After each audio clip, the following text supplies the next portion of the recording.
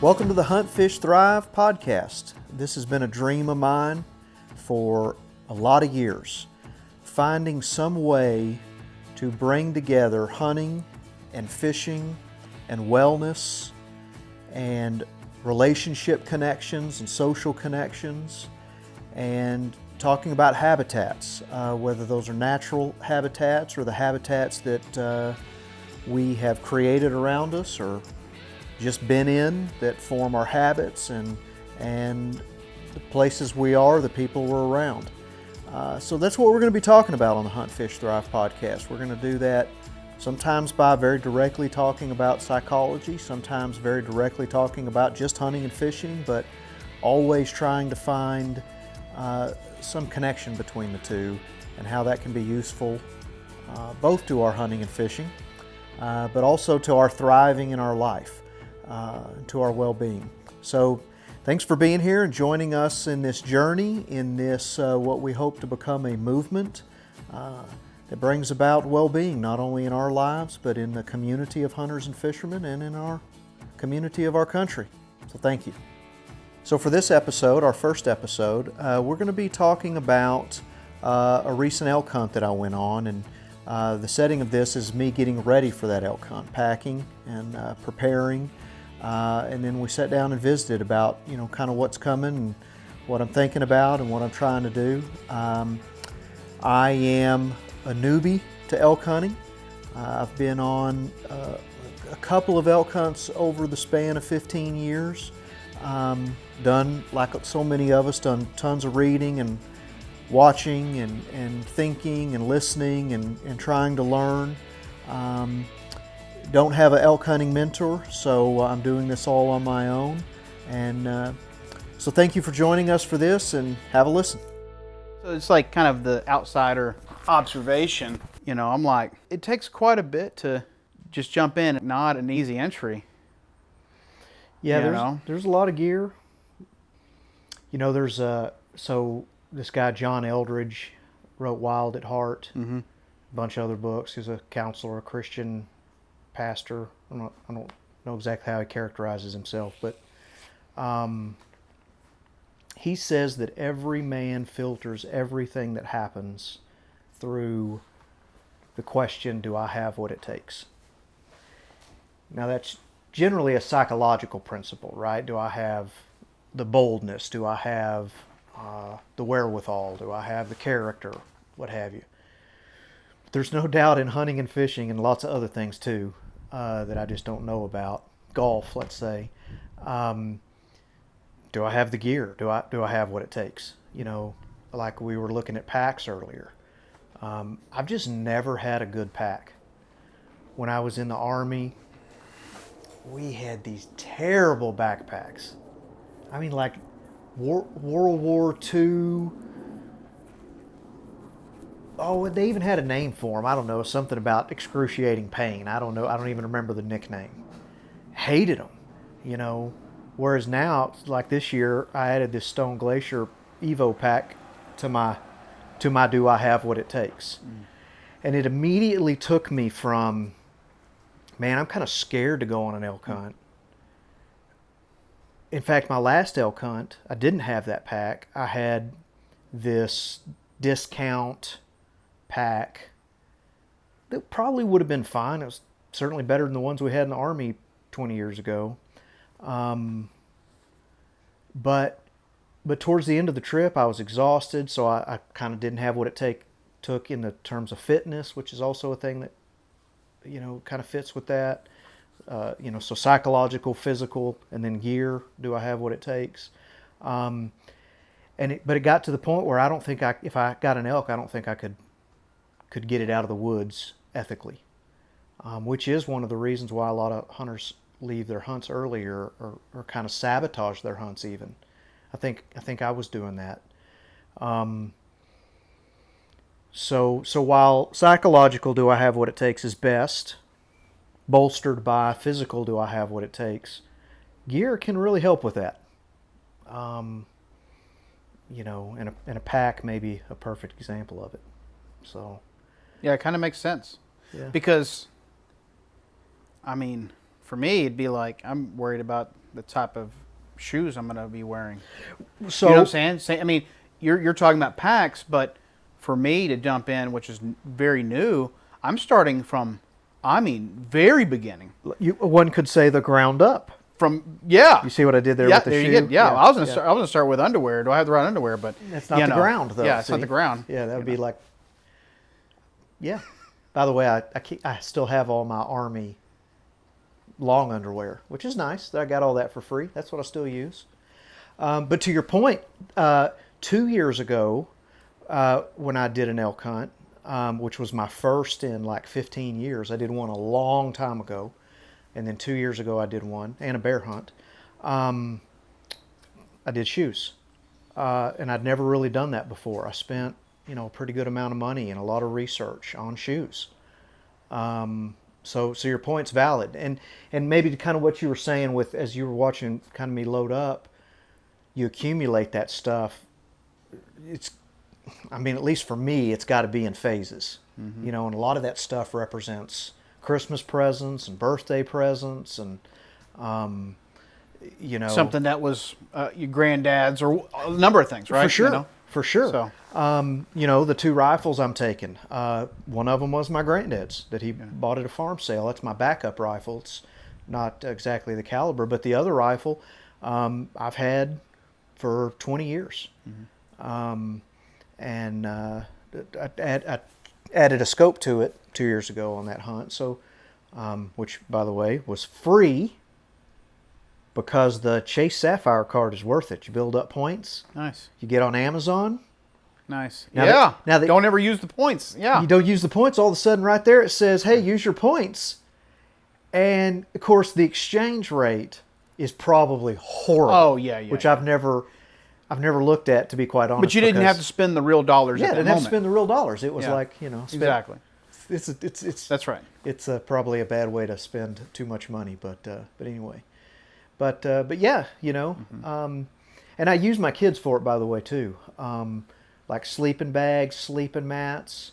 That's Christmas presents for them, and then since they're not going on the elk hunt, I might as well borrow them and get some use out of them. So yeah, but I really do that so that it's kind of part of it. Yeah. Because it does take a long time to build up the gear. And I still have some holes. But you get to a point then where it's doable. Yeah. Yeah, it's like, there's a lot of other easier entry things, right? It's like, okay, elk hunt, let's put it on our goal list, but, going out somewhere to do a hunt in Texas or where we're at. For a Texan to go do that with no connections, yeah. But just do it like, something closer to home, where, again, maybe like whitetail deer hunting, and like a lot of people do, mm-hmm. right? Yeah, doves, yeah. So yeah, so R3 is kind of a big kind of buzzword or acronym or whatever it is in the hunting and fishing community. And it stands for, because hunter numbers and angler numbers have gone down percentage-wise for decades now. Now, interestingly, they've gone up in total, but that's because the population of the U.S. is, I think quadrupled in that same amount of time. So the percentages have gone way down. So R3 stands for recruitment, reactivation, and retention, to get more hunters and fishermen, so that those dollars, pay for conservation. But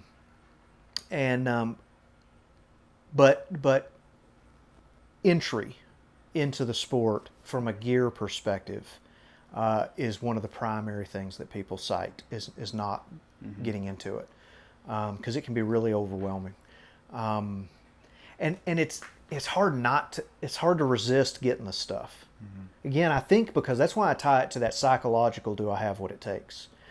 Because we can't get the psychological, do I have what it takes, very quickly. Like that takes experience and a bunch of different things. So like, for example, in the youth hunting program, Texas youth hunting program that I do a lot of volunteer work with, man, Academy and Bass Pro Shop has got to love this program, because it's a lot of time it's first-time hunters. They don't need anything. The program will provide everything. They just got to take hunter safety, get a hunting license. You can borrow a rifle, gun, ammo, clothes. You can wear any clothes. 98% of the hunts happen in an enclosed deer blind. You could be wearing, rainbow colors. It wouldn't matter what you were wearing. But almost everybody shows up in brand new boots, hunting boots, brand new camo. They got their new rifle from Academy. They might. I bet a lot of people spend $1,000 or more, outfitting themselves for, what essentially is a free hunt. So that pull is strong. Of course, that's good because in R3, because the more gear they get, the more likely you are to retain them. Because now it's like, well, I got this gun and this camo, and I better go hunting again, and that's where public hunting comes in, right? So, elk hunting's a pretty big jump from that, especially if you have no connections, which is another barrier to entry for folks. So gear, and then jumping into it on your own can be hard. I know I think about, if I get an elk on this trip, or let's say win, I've had the privilege to hunt a lot, and I've cleaned in the field hundreds of deer. But I imagine it's going to freak me out when I've got that 500-pound elk laying there in front of me. And the biggest thing I've ever seen is, 200 pounds. And I'm a couple miles into the woods, and now I got this elk. I got to butcher it. Depends on what time of the day. Oh yes, Right. Because I'm like an 8:30 bedtime kind of guy. I'm seriously, because you watch the shows on YouTube. They kill an elk in the evening. They're not back to camp until 2:00 in the morning. I'm like, what am I going to do? I'm going to be sleepy. I don't stay up till 2:00 in the morning. I'm kind of legit scared about it. So, which is part of the excitement of this stuff is just those goofy fears, legit fears, big fears, little fears, and to be forced to, okay, doesn't matter if I like going to bed at 8:30. Yeah. I just shot an elk. This is a first of a lifetime, maybe once in a lifetime thing. So I'm going to be out here till the job is done. At least getting him cleaned up, Yeah. and carry one load out, and then, of course, getting the quarters cleaned and hung. Mm-hmm. You hang them in a tree so a bear doesn't get them, and it keeps them cooler. So, anyway. That's awesome. You're asking good questions, bringing up good topics. Yeah. Because one of the things we love about the youth hunting program, kind of all the guides say, is the ability to repeatedly experience it through new eyes is wonderful. Is wonderful. So I like being able to explain it. I was telling some of this. I was kind of talking through some of this elk hunt with my mom and my fiance the other day, and my mom looks at my fiance and says, "I have no idea what he's talking about." I was like, "I know, Ma, and I'm not telling you about it because I expect you to know what I'm talking about. I'm just sort of enjoy experiencing your reaction back to me as I'm talking about this stuff." Yeah. Anyway, so. So where you're headed, like, is there beside bears? They talk about like wolverines and badgers can be notorious for being able to get, like, you hang it up, but they're good at, no matter where you put it, they can get it. And Oh, something. yeah. So like, I guess that comes later. I imagine there's a lot of fears that happen. Like you said, the wind. That you don't even worry. You worry about. You're on the hunt, but then you get that kill. Mm-hmm. You get the elk, and all of a sudden you're probably one, you're not exactly sure how you're going to feel or think through it, but two, I imagine there's probably another 50 things you begin to worry about. So no, they say once you get the animal down, that's when the work begins. Yeah. And you're right. There's a little bit of pressure. Second season rifle, I'm going. So right now, it's lows in the 20s and highs in the 50s. So the Yeah. forecast for while I'm going to be there, super nice. So not a lot of worry about the elk being out there for heat, but heat and sun often is the first thing you're worried about. If you kill that elk on a west-facing open slope, that afternoon sun, I mean, it can spoil that thing in very quickly. Makes sense. So breaking that, as they call it, breaking that carcass down, getting the skin off and getting it cut into the quarters, and getting it low, meaning like in a drainage, even where maybe there's some running water, getting it in shade, of course, getting it not on a west or south facing slope. That's step number one. Yeah. Before getting it out. So you might break it down and have to move it, from a few hundred yards to even a half a mile or a mile just to a staging point. You might not take part of it all the way to the truck if you're a couple of miles in. I'm going to be hunting, since I'm going to be foot hunting from a base camp, I'm going to be hunting probably max at, I'll say 3 miles in. That's where I feel like I can get an elk out from 3 miles, maybe 4. But getting beyond that would actually probably be unethical on my part, because I just wouldn't be able to move it. Because it'll probably take me about 6 trips to get it out. Yeah. The quarters and the head and the hide. I do want to bring the hide out. So, and I'm not going to try to kill myself and carry. I mean, there's dudes that can carry 100-pound loads, but I'm just not. I'd rather take more trips. But anyway, yeah, you got to get it in a good staging area, because then I can take maybe even 2 or 3 days to get it out if the weather's nice. So you do, in the sense that if you're getting it out later, are you hanging it where it's at there? Yeah. Do you have to do any other kind of prep so that, it's... You put it in a game bag, Yeah. and which can be anything from old pillowcases. That's what a lot of guys used to use as game bags, but just something to keep the bugs off of it. Okay. Because one of the other main concerns is these big flies will lay eggs in it, and so these game bags, I have some bought ones. They make disposable ones, cheap ones. They're pretty flimsy. The ones I have, I went ahead, since this is probably not a once in a lifetime, but certainly a first in a lifetime when I get my elk, whether it's this trip or whenever it is.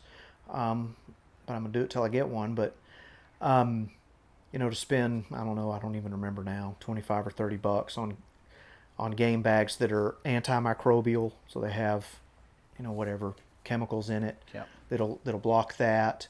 They have a mesh size that's big enough to breathe, so it can stay cool, but the flies can't lay eggs through it. Yeah. So that's super important. Yeah, Super important. Again, that's somewhat related to the heat, and the time of year, but yeah, you want that anyway. Just get them hung up high enough. I do have to tell you, you were talking about the bears, so it's black bears in this area.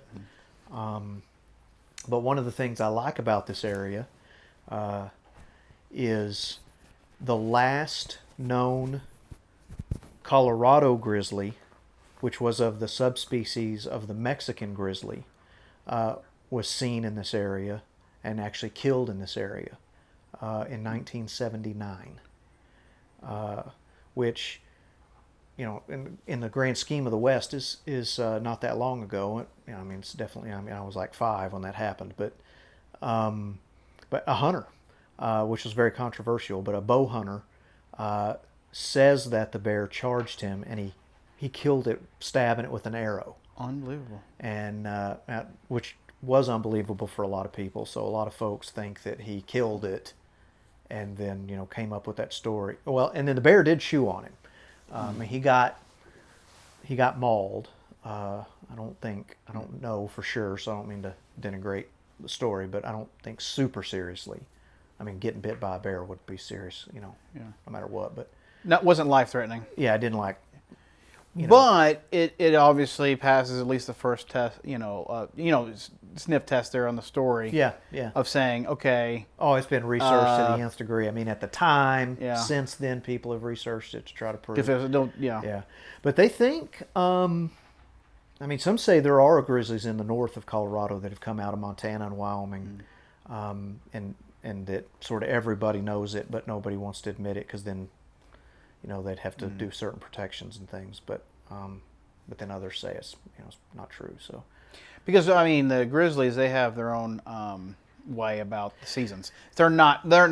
No grizzlies actually gonna. They need a reason to migrate that far, right? Or no? So I mean, like there wouldn't be a reason for grizzlies in Montana to come down to Colorado. I mean, northern Colorado is what they're wondering about, but I'll be in southern Colorado. So but I'm saying, but there wouldn't be. They would. The grizzly would need a reason to do that. Or do they travel pretty far? They'll just wander, yeah. And then may not return or Montana, or they just they probably would. I mean, but I mean, that's how game kind of spreads out over time. It's kind of like Colorado just had a real controversial wolf reintroduction ballot measure. So they had the public vote on whether or not they should reintroduce wolves, which was controversial, especially in the hunting community, because we would like it to be natural science based. Well, usually they say we want it to be science based, but sociology is a science, so technically when they vote on it, that's still science based. Might not be good science, I don't know, but we generally want it to be natural science based. Like, is that a sustainable population, or is it good for the other sustainable populations? And is it natural? So wolves are naturally repopulating Colorado anyway. If they naturally repopulate, like the grizzlies might be doing, is why I came up with this. Many would consider that better than doing a ballot measure to spend funding tax dollars to purposefully reintroduce them. So they can. Really, so that maybe they can sort of have checked a box. We're taking care of the earth, which is good, of course. And wolves are particularly controversial because they kill a lot of elk. Yeah. And that's the natural system, but as is often talked about in hunting, we don't live in a natural system anyway already. I mean, if we had all the elk habitat and all the elk that we had 200 years ago, then we could have all the wolves we had 200 years ago. But we've got a lot of condos, and which is fine. I'd love to have a condo in the mountains myself, right? But that does in fact remove elk from the land to put habitat in a backyard instead of and so we want it as much like it was 200 years as possible, but that's a managed thing. It can be nothing else. It's always going to be. And I mean, I know the wolves like to eat elk just as much as I'd like to eat elk, but wolves don't pay taxes. I mean, I guess I've always known this, but I guess as I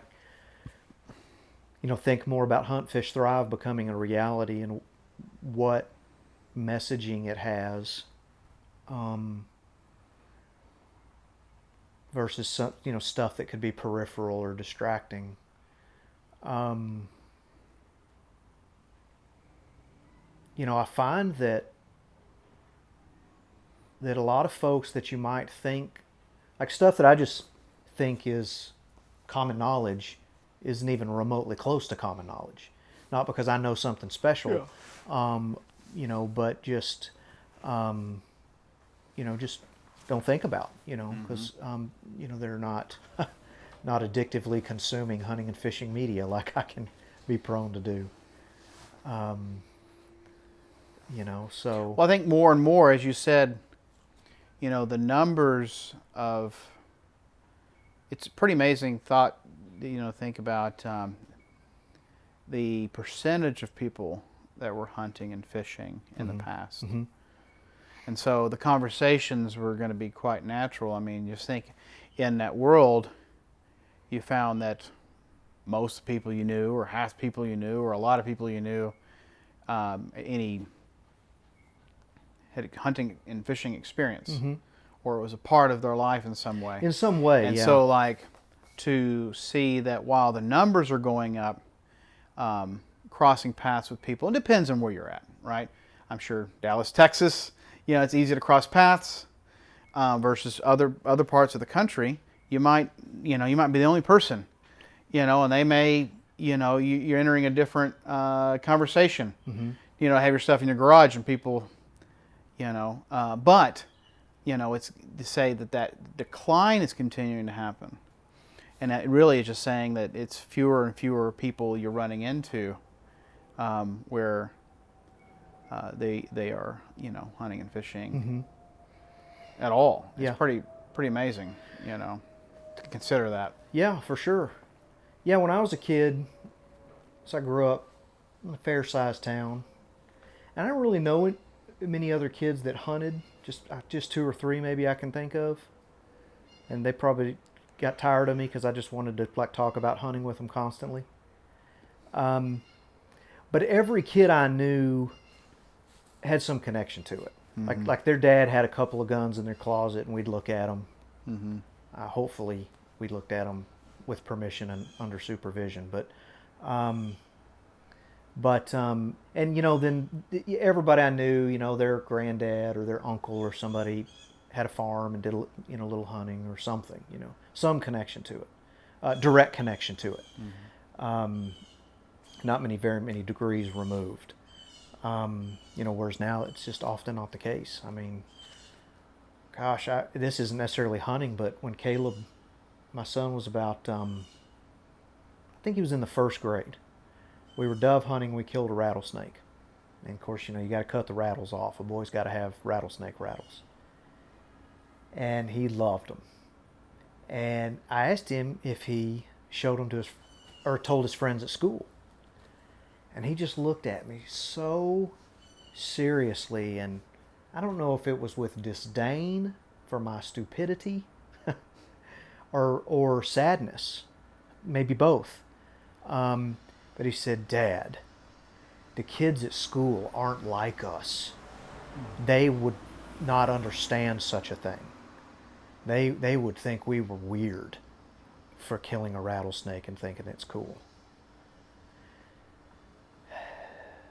And I think he was partially wrong, right? I think part of that was him just being young and inexperienced, because I cannot believe that even city kids, as he said, I think boys just think rattlesnake rattles are cool. I mean, but for him to feel that way really made me sad. For him to assume that he would be some kind of outcast, and my kids have experienced a little bit of direct comment, at school. Is they kind of keep it on the down low, but not ashamed of it either, and some kids have said some stuff to it. But for the most part, and they've gotten a great reception from that, and a great reception from teachers. And then I'll say, as a counselor, going back to what you're saying, people want to connect with it. They have some visceral, gut-felt connection with it. And things on hunting are really coming around, some full circle. Because one of the things we do like to say, it's kind of the party line, is that hunter numbers are declining percentage-wise. So in my lifetime, when I was a kid, I remember reading in the magazines that 10% of the population of the U.S. were hunters, 10% of the population of the U.S. were anti-hunters, and the other 80%, were cool, And sometimes we forget that in the hunting community. We start thinking that we're the 10% and then it's 90% against us, which is just not the case. In fact, we probably make more of that 80% that either doesn't care or is fine with it. We might alienate them by kind of, having a persecution complex, it's been called. Most people are cool. My niece, she was 10, watched Bambi, said to her mom, "I can't believe Uncle Mickey kills these beautiful deer." She and I talked about it. She was cool with it in about 3 minutes. And now she wants to go hunting so bad. She's a 14-year-old cheerleader, wants to go hunting, But So those numbers still get cited a little bit, but the numbers are probably more like 5 to 7% now of the population. Now again, part of that is, population growth sort of outpacing, so that's kind of skewed the numbers a little bit. But what's good about that is actually there's probably less anti-hunters now. That those numbers have stayed pretty close to exactly the same, even in their going down. And it's still about 80%. Or now I guess it'd be about 85% I've seen. Those numbers probably change. But that are, fine with it, And again, we have to assume lots of them, because everybody I talk to is like, man, I'd love to do that. I'd love to do that. People that would surprise you, people from every demographic you can imagine. And I'm saying this like through counseling and stuff that I've done, because there's just something about hunting and fishing, but as much as I love fishing, even hunting, back to that, do I have what it takes? I love to tell kids, for example, on those youth hunting program hunts, I'm with a kid and a dad that I don't know. And we're sitting in, tight. I mean, we've got these chairs crammed in, in a deer stand, and the gun right there, And we, of course, have lots of safety protocols, extra safety protocols on a trip like that. But I like to look those kids in the eye and tell them that one of the things I love about those hunts is to give them the trust to be around them with a loaded gun. That I hope that makes them feel really good about who they are, that they can be trusted. Well, that's exciting for a kid, I think. I saw that with your kids. When we did some shooting went out to the country. Anyhow, so that's kind of part of the Hunt, Fish, Thrive concept. Even, all really Hunt, Fish, Thrive, I think, wants to do is just make that a little bit more, that those connections more overt. Those connections have all just more, state them more point blankly. They're there. I mean, there's no problem with them not being known or unstated. I mean, that's one of the beautiful things about hunting and fishing is you just got people that do it know that it's about more than the kill. Yeah, we live in a different world. So like, I saw something again. It's these meme. We live in a meme world, right? But the internet used to be where you kind of escape to, like watching a movie. But people now are escaping the internet today to get into whatever that real world is. I mean, it's not always hunting and fishing. It could be the going out and throw the baseball, but but absolutely seems like people are prime. Maybe the spectacle of that technology and over-connectedness or overwhelm or over-information or really just probably information. Just the, my goodness, it's just nonstop. TV doesn't turn off at, what was it when we were kids when, like you'd flip the channel and you just got those color bars. It's like, well, come back tomorrow and there'll be TV. Yeah. Not anymore. It's not even just TV. I'd forgotten about that. That's right. It would end ending. Remember, this concludes our broadcast day. Yes. And you come back tomorrow. That's right. Yeah. That's right, because I would get up. I've always gotten up early. My son gets up early now. He's figured out. If he gets up before me, he's got video game time. There you go. That's smart. And hey, if he's going to... He got up at 4:50 on Sunday morning. He had been grounded from TV for a little falsehood about the fight he got in at school. Yeah.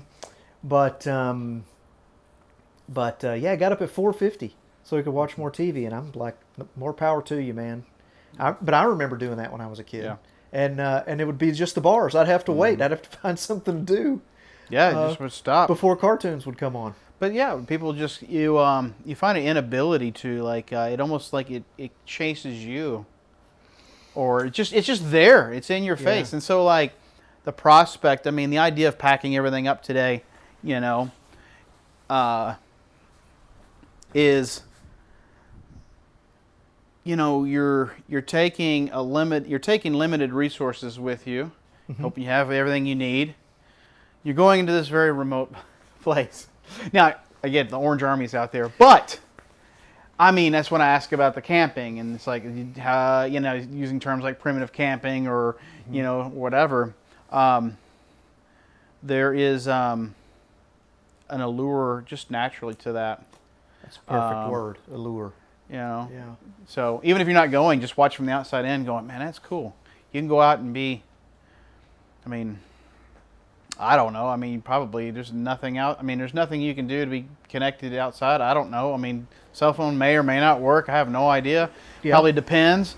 It's where the closest cell tower is, right? Like anything else, but you're packed up and heading out there. Yeah. And you will be disconnected from that information feed that's, this modern world. For sure. Yeah. You reminded me of something. When I was a kid, I mean, Lonesome Dove wasn't just the greatest movie ever. Yeah. It was a lifestyle. Mm-hmm. I mean, I even wore suspenders like Gustus McCrae, when I cowboyed. And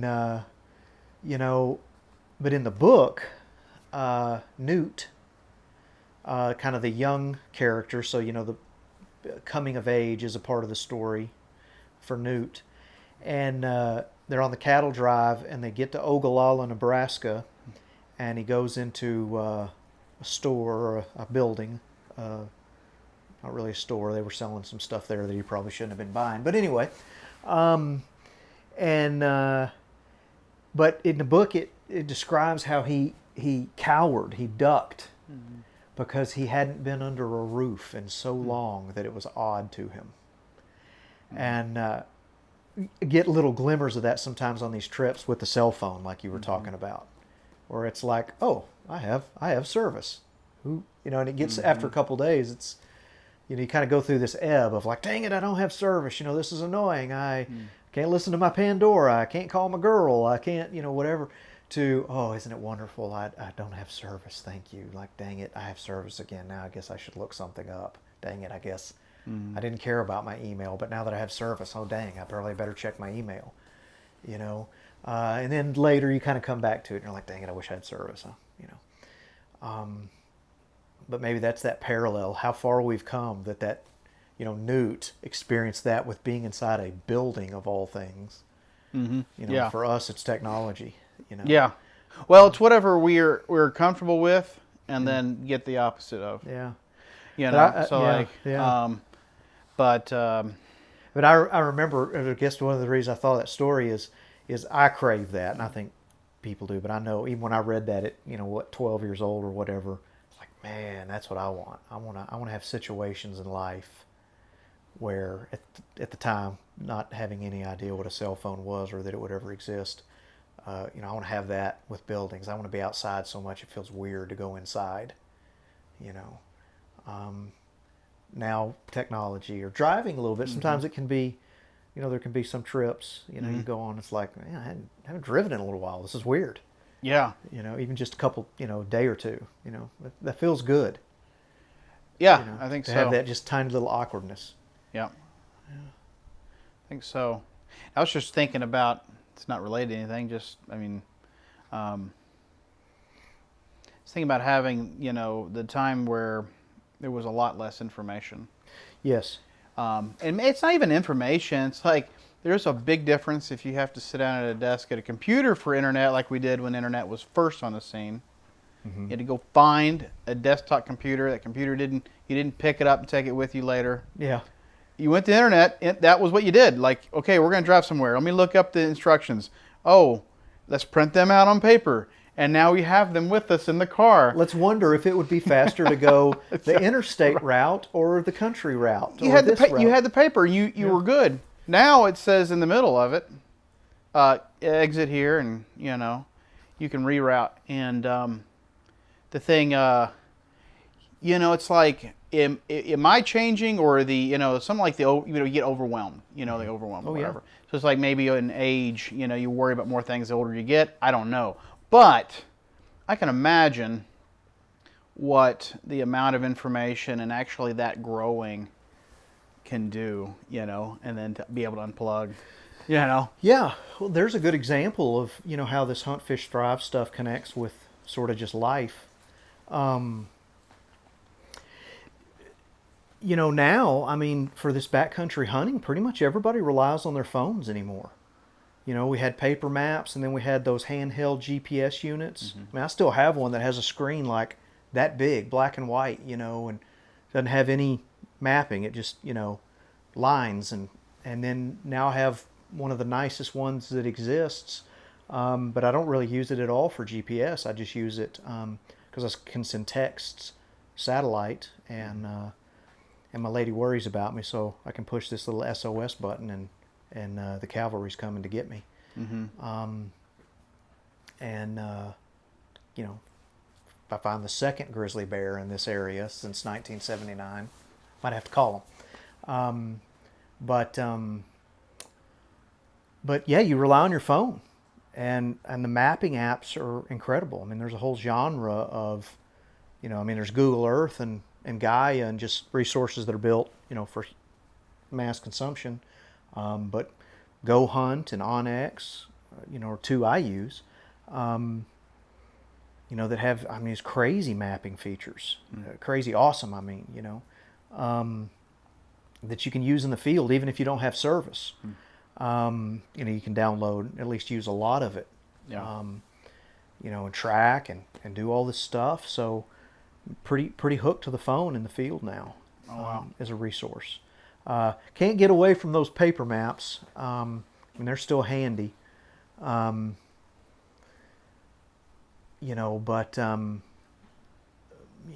that's nice to have. And I was going to say something else about it now.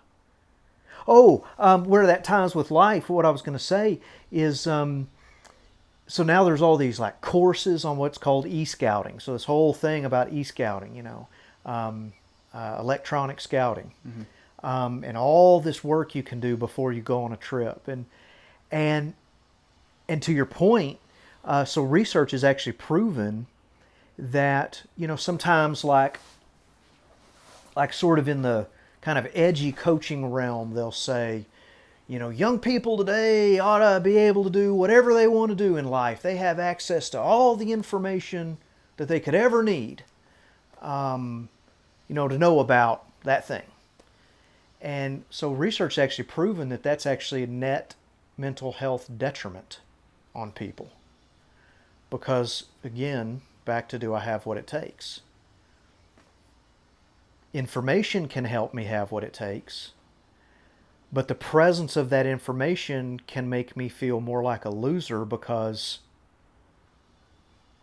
I'm still not doing anything with it. I could just get online and in 10 minutes know all about. You could know how to do heart surgery probably in 10 minutes on the internet. The steps, you obviously couldn't do it, but but that actually puts up, to your point, a pressure, right? Well, we even see that now. It's like, even for the last few days, I'm like, oh man, I haven't e-scouted as much as I should have. I should know more. I should know exactly, I shouldn't just know I'm going to go hunt in this drainage. I should know the exact GPS coordinates for a spring or a meadow or whatever, So anyway, the point being, Keep talking, yeah. Whether it's in life or this elk hunt, a lot of information can be a blessing, and it can be a lot of pressure too that can just keep you from enjoying the moment, enjoying what you're doing.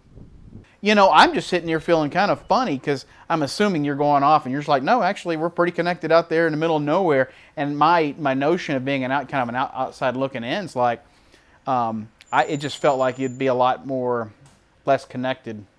But technology's making sure there's that connection, and there's a good thing to it. Oh yeah, just on that note, I was going to mention this earlier. One of the most common backcountry hunting incidents is when you kill an animal and then cut yourself. In fact, there's a little shout out to Dan Staten on Elk Shape. That was actually a pretty key part of this whole elk hunting journey for me. he was using a super sharp knife and cut himself bad. I mean, real bad. I mean, like life-threatening bad. You know, so yeah, I remember when it hit me, probably 10 years ago. I was out on Padre Island National Seashore down in South Texas is, like they say, it's like one of the most remote, undeveloped beaches in the world. It's 70 miles one way down the beach. There's no way of getting out. And so I'm down that beach about 50 miles by myself, camping, shark fishing. And it just hit me, this might be kind of dumb, right? Because, I mean, if a catfish bites me at home, it's not that big a deal. Yeah. But if a shark bites me 50 miles drive, four-wheel drive, so like going 20 miles an hour at best, speed limit's like 10 miles an hour, I think.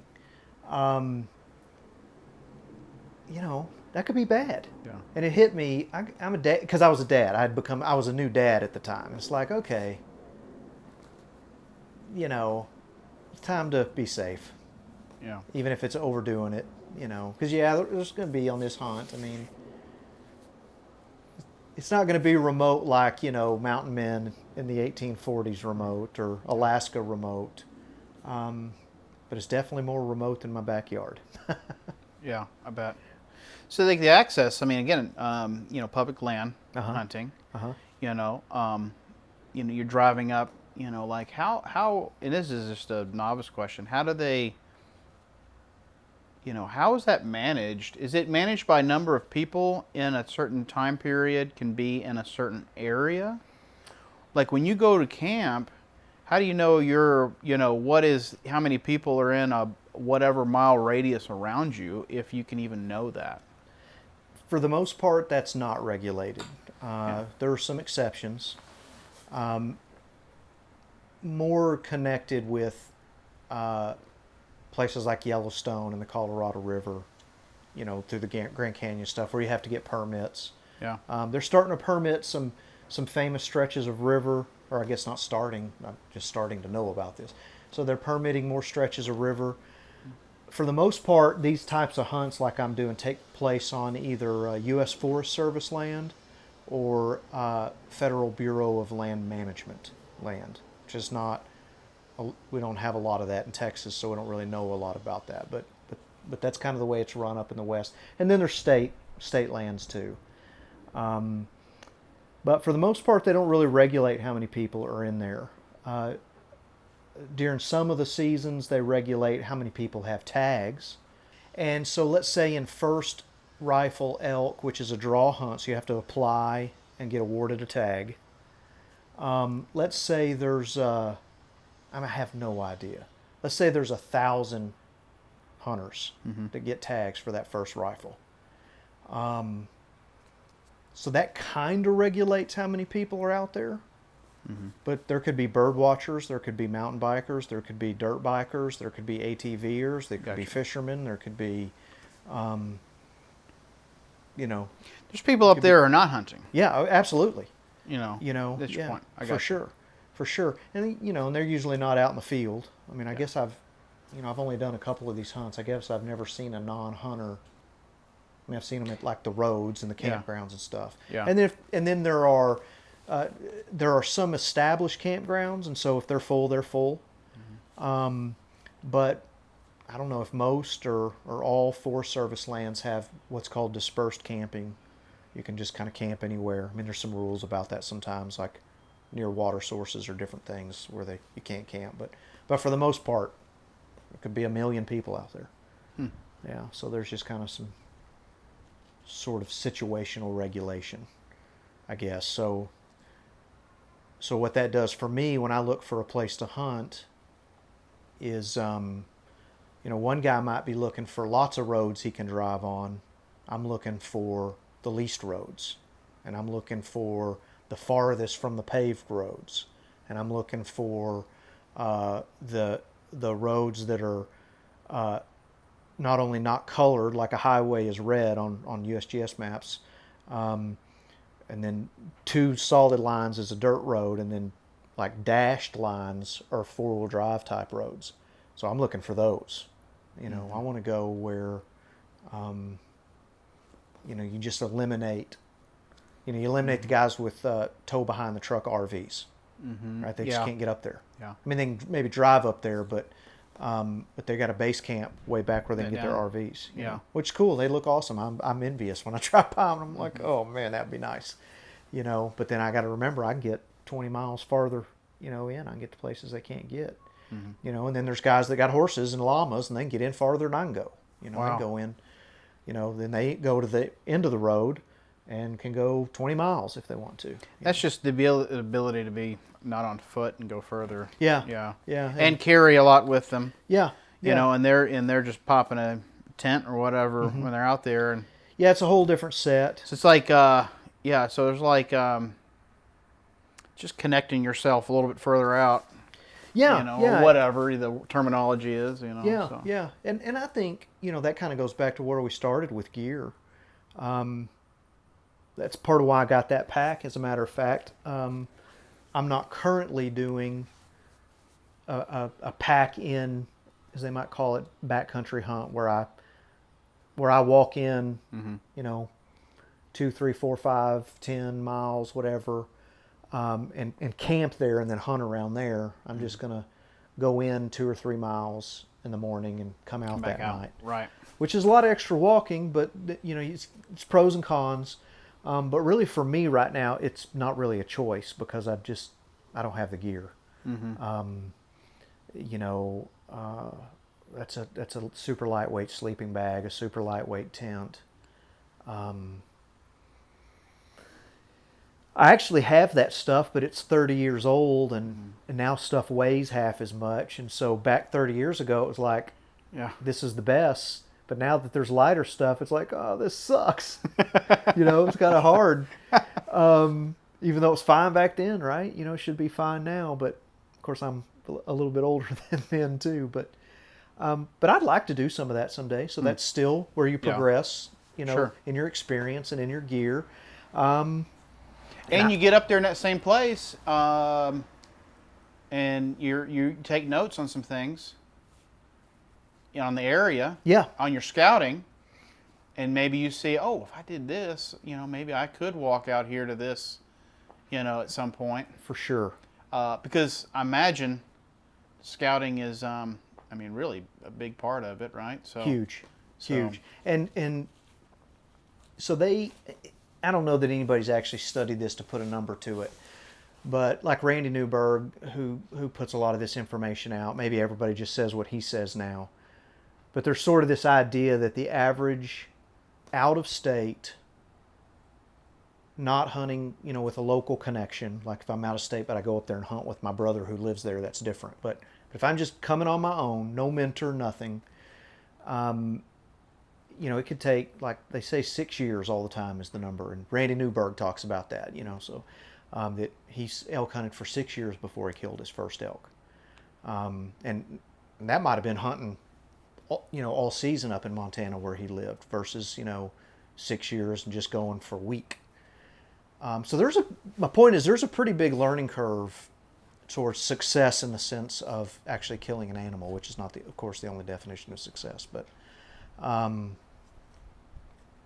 a big part of that is learning the country, you know, because it's just, there's a lot to learning how to move in that country.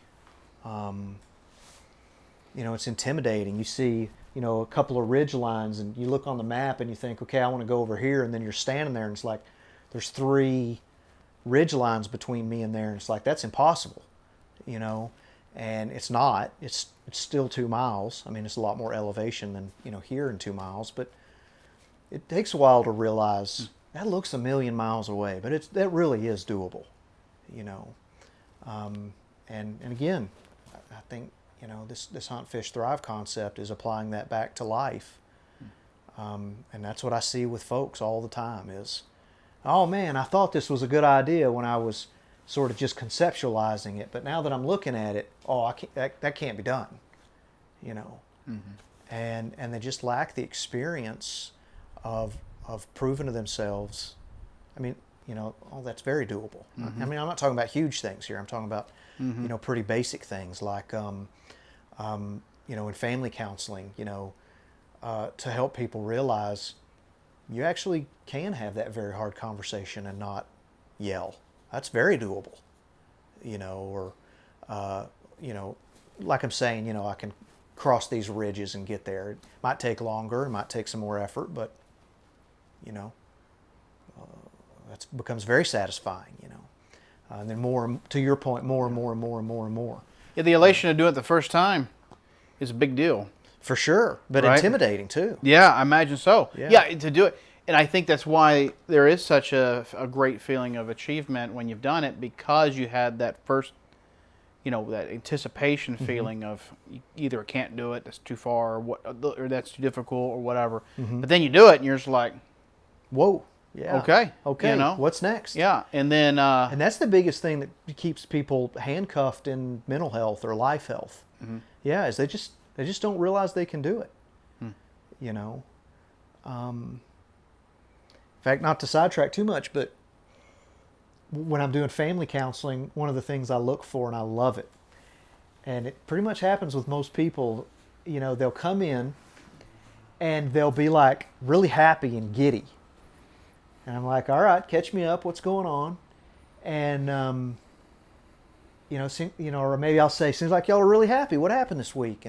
And they'll say, well, we had all these really hard conversations, or they might even say, we had all these fights this week. Of course, I know the answer now, but at first it's like, well, then why are you so happy? Because, and they won't say it exactly like this. I'm paraphrasing and putting fancy language to it, but they'll say, we realize now we're free, and we're more free than we thought we were going to get to be. Because we thought when we came here that our freedom was going to be to not fight or to not get mad anymore. And now we realize that wouldn't have been true freedom. That would have been another handcuff. That'd have been a better one than the fighting one. But still would have been, now how do we keep from fighting or getting mad? Whereas what they realized is we could get mad and fight, but not scream and yell and insult and blame and it explode and blow up and become all this stuff. We never realized we could just have disagreements. And that's much more freeing, right? And I've kind of joked even with this hunting thing. In fact, people that know me, I was like, I'm going to write a book called, and that's really all I got is like some line. I don't even have a book or an article. But 2 years ago, I went on 2 of these hunts, a bear hunt on public land in Colorado in the same unit. I drew an elk hunt and a bear hunt on the same unit. So kind of that idea that they would fit together. And I even thought about writing an article or something afterwards called Failure Set Me Free. It was actually liberating, to not get a bear or an elk in some ways. Because it helped me realize, it almost would have been bad if I would have gone and had immediate success, and then there still would have been this notion, if you go to Colorado and spend all this time, money, energy, and effort, you got to come back with, a cooler's full of meat to be successful. I'm glad that I got to go and say, not at all. That wasn't the definition of success at all. Everybody says that it's not the definition of success, but obviously, you'd like to get stuff, right? And so it's kind of nice, and,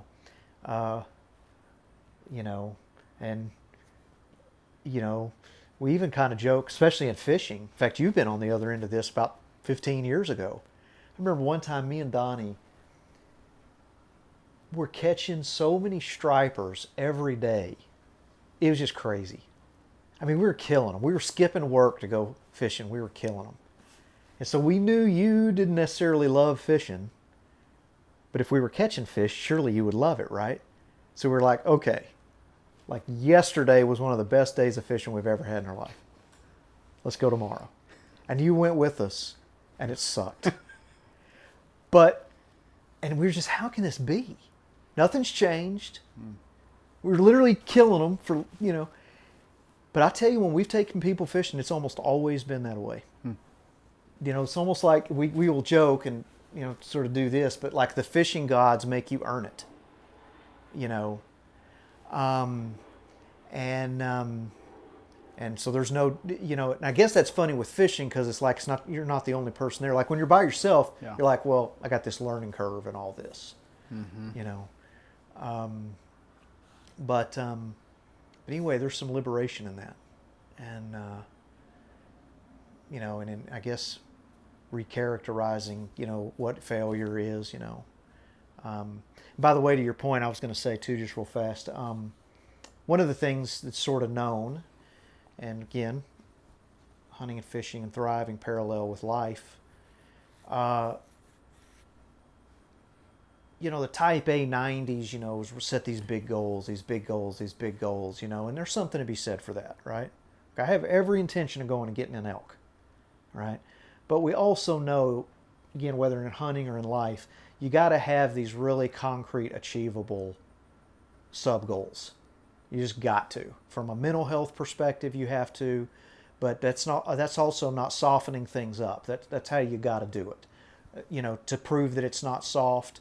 It's pretty well known. You know, we love to study Navy SEALs and psychology these days. And one of the things that's just a proven, as close to a fact as a thing like this can be, is one of the things that's true about the guys that make it is they don't plan to get through Navy SEAL school. They plan to get through the next evolution, which might be hours, maybe even minutes at times, you know, maybe days sometimes, you know, but not very much bigger than that, you know. And then they just keep resetting, you know, on that. And so an example with elk hunting is you got to set these staged goals. So for this year, my goal, for example, is I want to put a good stalk in. So I want to find elk, and I want to find them and get myself in a situation where I can put a good stalk in. That's my goal. And of course, I can't guarantee that happens either, right? And I mean, I'd like that stalk to end in a great shot and a successful harvest and a heavy pack out, and you know, finish all this business of all these things that have kept me from elk hunting as much as I'd like to have. These fears of not having what it takes. But that's the goal is to see and put a good stalk on. You know. Well, the flip side could happen too. Is like, you know, first year you get the kill, and then you do 4 more without a kill. There's probably another whole psychology to that. For sure. Right? It's like, I mean, I can't imagine, you know, that process there, but it would be. It's probably similar. There's probably some sports allegory, you know, things too with that. I'll give you a counseling one though. Back to those families. And I don't know, whatever, it just hits me now. I haven't calculated this, but it seems like this happens more with older teenagers and their parents than it does couples. And maybe that's because there's just a difference in that relationship, you know, not to knock on teenagers' volatility or to knock on parents attempting to control things, but just that power differential. I don't know, but actually a lot of my families where that's the dynamic, after they have that revelation, we fought and it didn't turn horrible, they actually tend to do worse sometimes, because I don't think, actually I know in some cases it scares them that they can't replicate it. Yeah. You know, they found this bliss in accidentally on purpose finding this outlet on the way it could be, but oh my gosh, what if it can't be that way in the future, right? And not to get spiritual now, but one of the things I love to do in counseling is use the Bible at least as one of the most well-known mythologies and sort of experiential psychology books ever written. And there's even a passage in the New Testament that says if a person is once enlightened and then returns to their old ways, the evil spirits come back 6 times worse. Well, there's no doubt in mental health there's a dynamic like that. I mean, we see it in addiction, we see it in family stuff. When people have a revelation, it actually can really scare them because, you know, again, now they don't know if they can replicate it. And now, kind of like information, if I'm supposed to know this, I'm supposed to do something with it. Now they accidentally on purpose discovered this, but now I guess I'm supposed to do it on purpose, and I don't know if I can. Right? And I think that actually causes people to self-sabotage on big hunts like this. I really do. I observe people, and of course people talk about this on podcasts and stuff, but I observe their hunts, and I'm glad to hear in the podcasting space that there's been a lot of, I think what podcasting does different than some other means is people are much more candid. And so they'll talk about leaving trips early or quitting on stalks or one I thought I was the only loser that did, not getting up till 10 o'clock in the morning and not even doing the morning hunt, and there's a lot of reasons why that is, conditioning and some things, but I really do think an element is a bit of some self-sabotage, not being ready for a number of different reasons for that success. Hey, thank you so much for being here and giving a listen to our first ever podcast. Like you, I've listened to so many hunting and fishing podcasts and so many other kinds of podcasts, personal development and whatever. I can't believe that I'm here recording our first podcast. As we said at the beginning, this is something we've been dreaming of for a long time, trying to bring some content to you that can be helpful. But we know there's a lot of options out there, so thank you for giving us your time. Thank you for giving us your thoughtfulness. Thank you, if you so choose, for giving us a like, giving us a share. We would love that. We're just trying to put some things out there that can be helpful to people in the context of hunting and fishing, which we so enjoy to do, and we know you do too. Thank you for being here, and we look forward to talking with you next time.